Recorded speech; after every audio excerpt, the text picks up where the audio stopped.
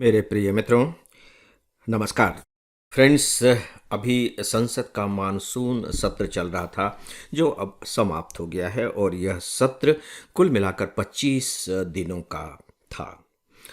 इस सत्र की उपलब्धियों के बारे में, कामकाज के बारे में अखबारों में काफ़ी कुछ लिखा गया है। न्यूज़ के फॉर्मेट में भी और व्यूज़ के फॉर्मेट में भी। व्यूज़ के फॉर्मेट में मेरे कहने का मतलब है कि कुछ आर्टिकल्स लिखे गए, कुछ एडिटोरियल कमेंट्स भी लिखे गए। उन्हीं को आधार बना करके मैं इस विषय पर आपसे बातें करने जा रहा हूं।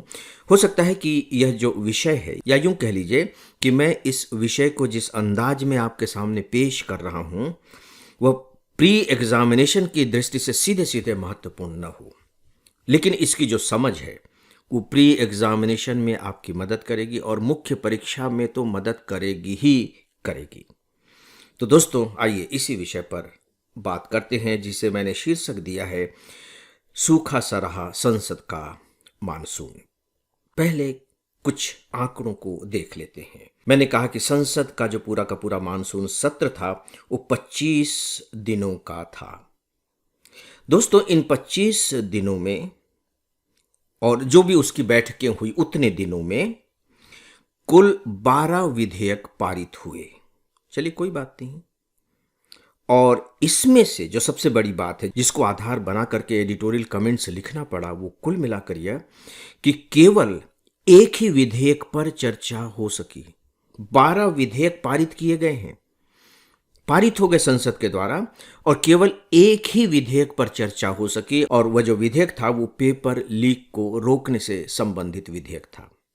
इस पर चर्चा हुई, या यूं कह लीजिए कि इस विधेयक पर चर्चा करने के लिए विपक्ष सामने आया। बाकी 11 विधेयक ध्वनि मत से पारित कर दिए गए। ये एक आंकड़ा है।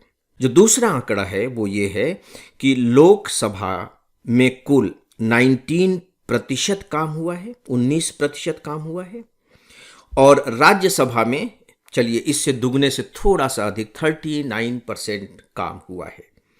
मैं रिपीट कर रहा हूं, जब आप मेंस में इस तरह के आंकड़ों के साथ, तथ्य के साथ अपनी बात रखते हैं दोस्तों, तभी नंबर मिलते हैं, अदरवाइज नंबर नहीं मिलते। कम से कम उतने तो नहीं ही मिलते कि आप सिलेक्शन सूची में स्थान पा सकें।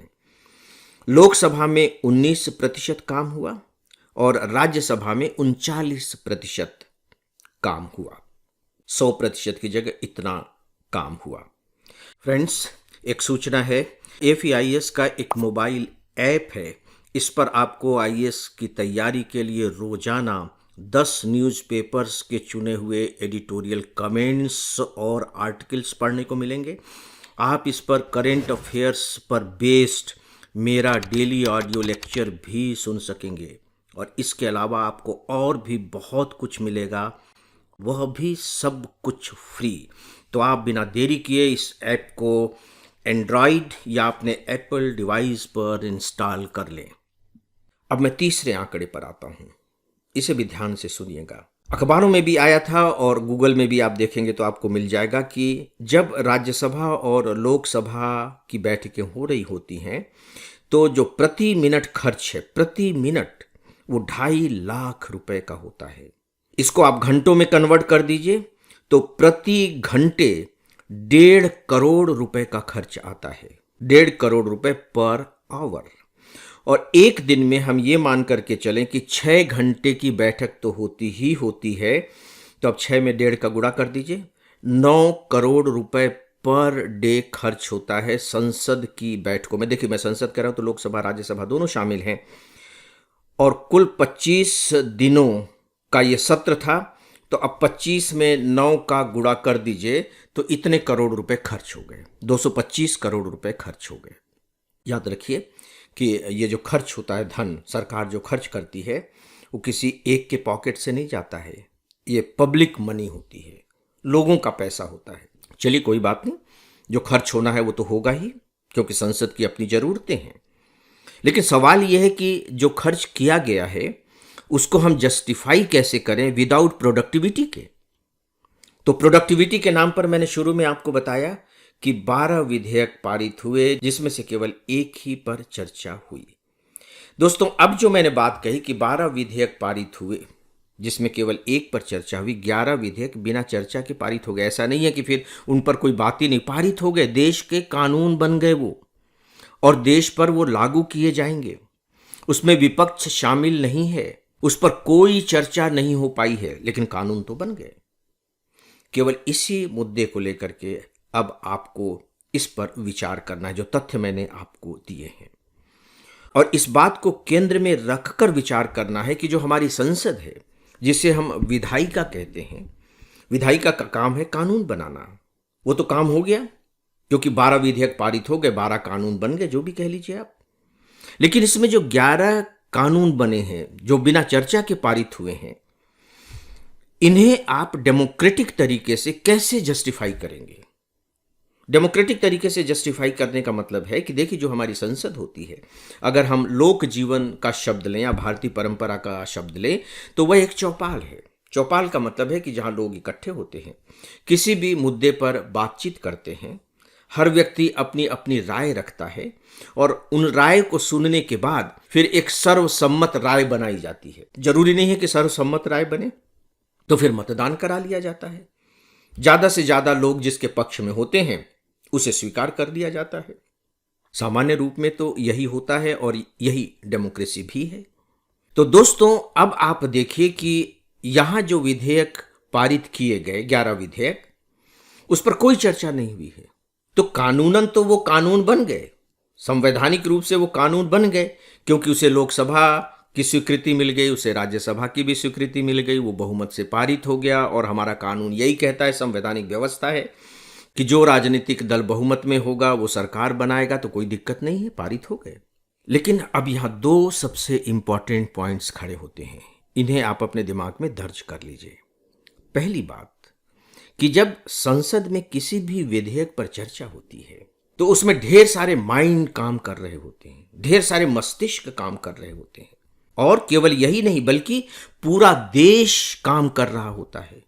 हो सकता है कि नॉर्थ के हित अपने तरीके से हैं, साउथ के हित अपने तरीके से हो सकते हैं, नॉर्थ ईस्ट के अपने तरीके से हो सकते हैं, पश्चिम भारत के अपने तरीके से हो सकते हैं। सबके पास अपनी अपनी परंपराएं हैं, अपनी अपनी सामाजिक, आर्थिक, सांस्कृतिक और राजनीतिक स्थितियां हैं। तो जो कानून बने, और खासकर राष्ट्रीय कानून बने, तो वो समावेशीय नेचर का तो होना चाहिए, कि ज़्यादा से ज़्यादा तथ्यों को शामिल किया जाए, ताकि ज़्यादा से ज़्यादा लोगों का हित सध सके। तो ज़्यादा से ज़्यादा लोगों का हित सधेगा कैसे? जब सभी लोग अपनी अपनी राय देंगे, और इसीलिए संसद है भी। तो यदि उस पर चर्चा नहीं हो पा रही है, तो इसका साफ मतलब है कि यह डेमोक्रेटिक कानून तो नहीं है। हाँ, संसद द्वारा पारित कर लिया गया है, तो उसे वही मान्यता है जो किसी भी दूसरे कानून को मान्यता होती। दूसरी बात, दोस्तों, जब संसद में किसी भी विषय पर बहस होती है, किसी भी कानून पर बहस होती है, तो उसका उद्देश्य केवल जो विधेयक पारित होने वाला है उसे संपूर्णता प्रदान करना ही नहीं होता, बल्कि सच पूछिए तो जनता को शिक्षित करना भी होता है। जो संसद में जो बहसें होती हैं, अखबारों में छपते हैं, आजकल तो लाइव टेलीकास्ट भी होने लगा है, लोग उसे देखते हैं, सुनते हैं, और ये समझने की कोशिश करते हैं कि उनके लिए जो कानून बनाया जा रहा है उसके प्रोज और कॉन्स क्या हैं, उसकी क्या विशेषताएं हैं, उसकी कौन सी कमियां हैं, क्या चीज़ें और होनी चाहिए। तो संसद एक प्रकार से जनता को शिक्षित करने का माध्यम भी है।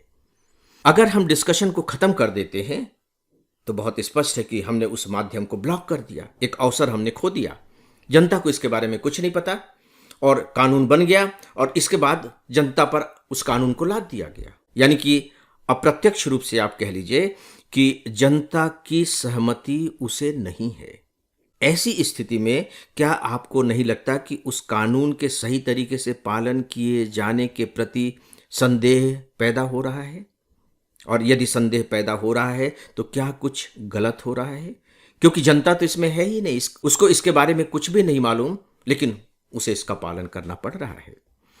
इसीलिए आप देखेंगे कि पिछले कुछ सालों से जो विधेयक पारित हो रहे हैं उनमें आपको संपूर्णता, या यूं कह लीजिए कि जिसे हम फुल प्रूफनेस कहते हैं, उसकी कमी दिखाई देगी। बार बार संशोधन, पता लगा ये खामी मिल रही है, पता लगा ये खामी मिल रही है। उसका कारण यही है कि बहुत अधिक अच्छे तरीके से, सुचिंतित तरीके से उस पर विचारों का न हो पाना। तो दोस्तों, इन्हीं बातों को लेकर के, इन्हीं तथ्यों को लेकर के मुझे इस विषय पर थोड़ी सी बातें आप तक पहुंचानी थी। आप सब भी अपने अपने लेवल पर इस पर विचार करें, क्योंकि हम एक डेमोक्रेटिक सिस्टम में रह रहे हैं। हमारा जो कॉन्स्टिट्यूशन है वो डेमोक्रेटिक है, और ये आपके सिलेबस का बहुत इंपॉर्टेंट, आप यूँ कह लीजिए कि पेपर ही है। कॉन्स्टिट्यूशन का तो पूरा एक पेपर है। तो आपको खासकर ऐसे विषयों पर चौतरफा निगाह रखनी होगी और अच्छे तरीके से अपने विचार भी स्थापित करने होंगे। बस इसी बात को ध्यान में रख करके मैंने इस विषय का चुनाव किया था। तो दोस्तों, इस विषय पर बस इतना ही, और अब इस डेली ऑडियो लेक्चर को यहीं समाप्त करता हूं। नमस्कार।